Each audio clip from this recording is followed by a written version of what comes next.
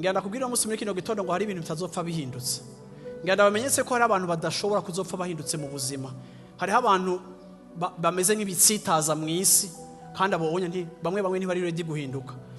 Wofata umujoueur akina football hama nanje nkavuga ngo iyo ndiko ndaja gutsinda igori abadefenseur barankubita hasi baranzibira mfashe umupira baraza kuwunyaka bagize entraînement y'ukukwaka ntibazopfa bakurekeye ngo ugumane bwira umucaye barawukwaka. Rero umujoueur yogenda muri mita agaca bwira entraîneur we akavuga ngo rega baguma bawutwaka. Entraîneur yotangara kubera iki? Kuko hari abantu ivyo bajeje gukora mu buzima bwawe batazopfa bagaritse kubikora, bazokoma babikora uzorinda usaza bakibikora. So rero Jesse shobora guha lix abo bantu y'ukudetena kazoza kanje kubera bo batazohinduka.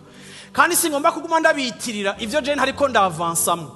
Ko baba bahisemo kunya ku mupira kandi batazopfa bahindutse, nanje ngomba guhitamo kwiyubaka no kumenya ingene nkonturna igikorwa cabo, kuko ara fin de la journée ico bakora sico kidetermine ico nzovamwo, ariko icyankorera nico kidetermine ico jewe nzovamwo.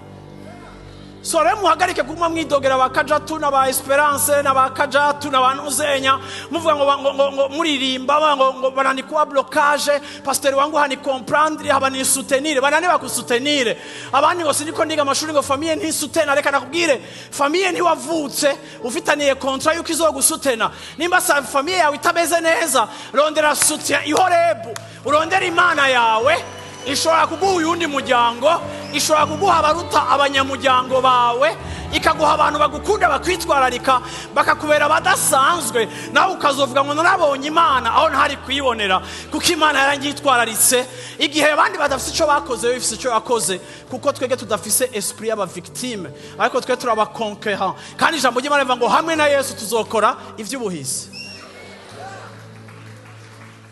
Ngira umushati ntusubire. Yeme ngenda basabe abantu bamwe mugende mu bavane mu kanwa kanyu uyu munsi mu bavomise bihere. Yesu ashimwe cyane. Ndashima Imana kuko Eliya ntiyagumye avuga ngo Yezebeli, ariko ntiyagumye avuga Yezebeli. Oya, yamuhunze ava muri coin le plus proche de Jezebel agenda yihapprocha davantage à Dieu.